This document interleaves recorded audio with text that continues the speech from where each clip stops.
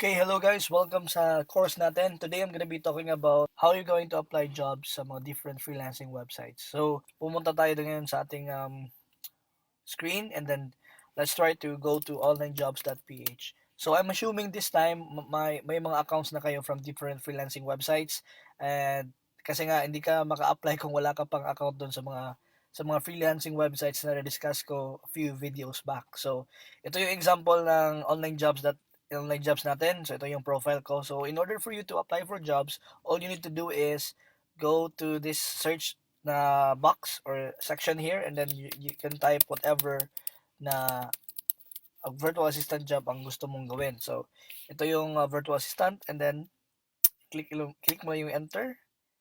And then basically, makikita mo diyan lahat ng mga job postings ngayon. Today is June 8, 2020. So, pwede mo siyang i-open. Yan, pwede mo siyang i-open new tab ang mga nakikita mo. Huwag mo munang basahin kasi that's the key kasi nga ang daming nag-apply nito. So, before you read sa mga description, i-open mo lahat na yan into a new tab para you can just read it all at once. Okay? So, that's the key and that's the parang tip na rin. So, last one. Sige, hanapan tayo ng isa for this example. And then, once makita nyo dyan guys na naka-open na yan lahat, all you need to do is click here. Isa-isa. So, kailangan mo nang basahin. So, e-commerce virtual assistant at UK or United Kingdom based company. So, yan ang mga description niya. We are a small dynamic company based in UK selling premium organic herbal supplements. Okay, basahin niyo yan. We are looking for a rockstar virtual assistant. So, rockstar daw. Yan, basahin mo lang yan. And then, please note, applicants who do not address the selection criteria below or send us a recycled copy paste cover letter will not be considered. Thank you. Okay? So, for example, dito guys, gusto mo to apply yan. And then, so nakita nyo naman na hindi siya tumatanggap ng mga copy-paste na mga cover letter. So, ang gawin natin, pwede mo rin siyang applyan, pero, i-click mo lang to, okay? Same thing also guys with other websites. So, ito din ang process natin sa how we're going to apply for jobs. So, ito yung subject natin. May subject nakalagay dyan. So, nakalagay na ko ng mga templates dyan. Lagay na dyan, application for Rockstar. Application for a Rockstar virtual assistant. The good thing about reading the description, parang ipa-feel mo sa client mo, sa potential client na binabasa mo talaga yung whole job description niya, hindi lang title na binabasa mo. So, na-mention niya kanina na kailangan niya daw ng isang virtual assistant rockstar.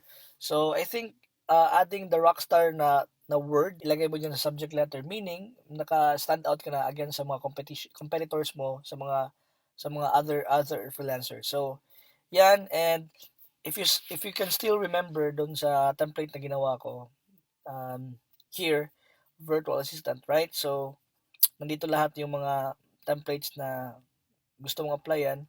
In fact, the next few months or next few days, lalagyan natin to ng different templates din. So, since you're applying for a virtual assistant and yung client is sinabi niya is hindi daw niya gusto yung mag-copy paste. So, walang problema yan guys. So, ang style ko dyan, i-open ko to into new note. Example ito yung new note ko. Gawa ko ng note and then i-copy ko yun lahat. Kasi sometimes din na-detect din ni online jobs na nag-copy paste ka lang. So, yan, naka-copy paste na yan sa notes ko or sa notepad nyo. Then, for you, para mag-apply ka, iyan mo lang, parang copy paste din, pero binabasa mo lang. So, example ito, hello, in response to your advertisement. So, okay.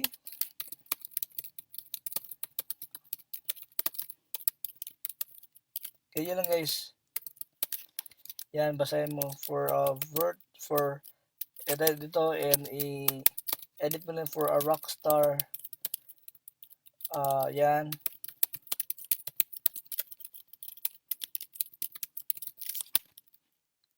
Okay. I truly feel. Yan, okay. So, yan ang example guys na parang gusto mong detailed na parang job application. So, the good thing about these templates is kasi nga you can edit this based doon sa mga job postings na nakalagay doon. So, if the client is looking for next virtual assistant or a Rockstar virtual assistant, you can just add here Rockstar, right? So, pwede mo lang i-add dyan Rockstar. So, ang dami talagang pwede mong gawin sa cover letter na to. This is simply your guide. And I know it will be para bang plus factor sa inyo kasi hindi mo na kailangan mag-isip ng mga cover letter mo. So, just make sure na depende sa in-applyan mo, just make sure din na kung wala ka pang experience like organizing leads or wala ka pang experience sa ano ba natawag yan? Wala ka pang experience dito sa handling your emails or setting appointments, huwag mo lang muna sigurong ilagay kasi nga para di may expect yung client mo. So if ever kung wala ka pa talagang experience niyan, just make sure na nag-study ka via YouTube para naman example Jake do you have experience with handling email messages. So parang sabihin mo lang na wala ka pang experience pero I've been watching a lot of instructional videos on how to become a virtual assistant, and isa sa mga topics doon is how to handle emails. And if you're going to give me the job, I think I can do the job well. So parang ganun lang. So ikaw nang bahala mag-strategize yan guys, pero I do believe na maging effective yan. Okay? So yan ang example. Then after you finish this, you can just simply click on send email and then you're good to go. So next naman, still in the process, pabalik-balik yun yung process guys. So title natin and your message and then you send your email. So when it comes to parang kung wala ka pa talagang idea, Amazon FBA or Shopify Virtual Assistant, kung wala ka pang idea about Amazon FBA, so you don't need to apply to this kind of job kasi nga bababa yung job ID, yung ID nyo.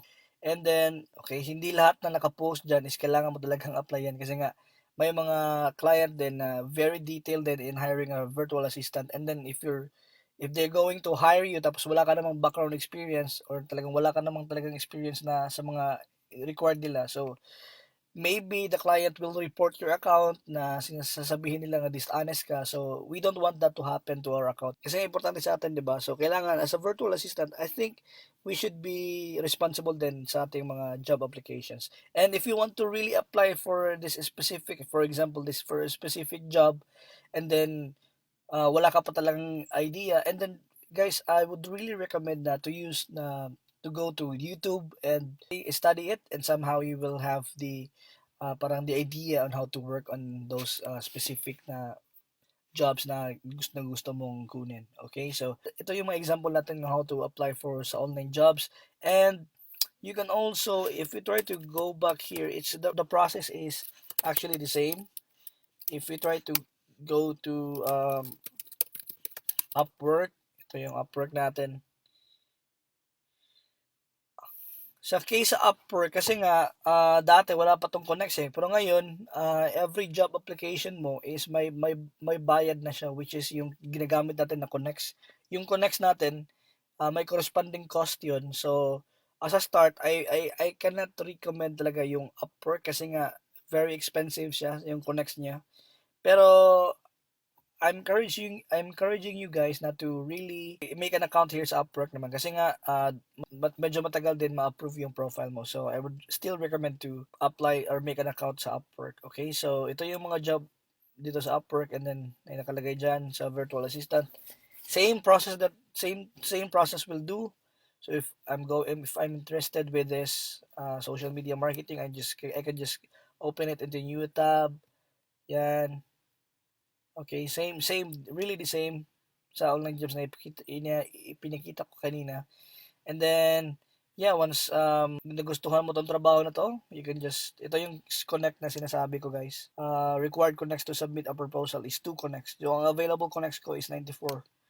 So, itong 94 guys, since hindi na ako nag-apply masyado ng job sa Upwork, and nakuha ko rin to dahil naging parang free nila sa top rated program, hindi ako sure kasi nga naging top rated din ako dito sa Upwork. So anyway, ito yung kung gusto mo mag-submit ng proposal, i-click mo lang yung submit, just wait for it to load, and then ito na yun.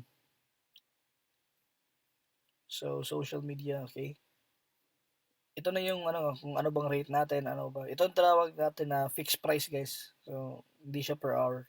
So, ito yung sinabi ko sa inyo na cover letter. So, ito mo ilagay yung this one. Pwede ito i-copy paste. Okay, pwede mo copy paste dyan. Okay, so in case Upwork, parang hindi rin nila gusto na mag-copy paste. So, same thing will happen sa online jobs. So, kailangan mo siyang i-type one by one para hindi ka malata sa algorithm that you are just copy pasting your job proposals. Okay, dyan, and then, okay, something, example lang yan. So, this is how you basically apply for jobs sa different websites. Ang dami pang websites, guys. If you try to go back doon sa different freelancing websites, I think by now you should be present na dito sa mga different online freelancing websites kasi nga dito ka mag-apply. Okay? So, may link kayo nito.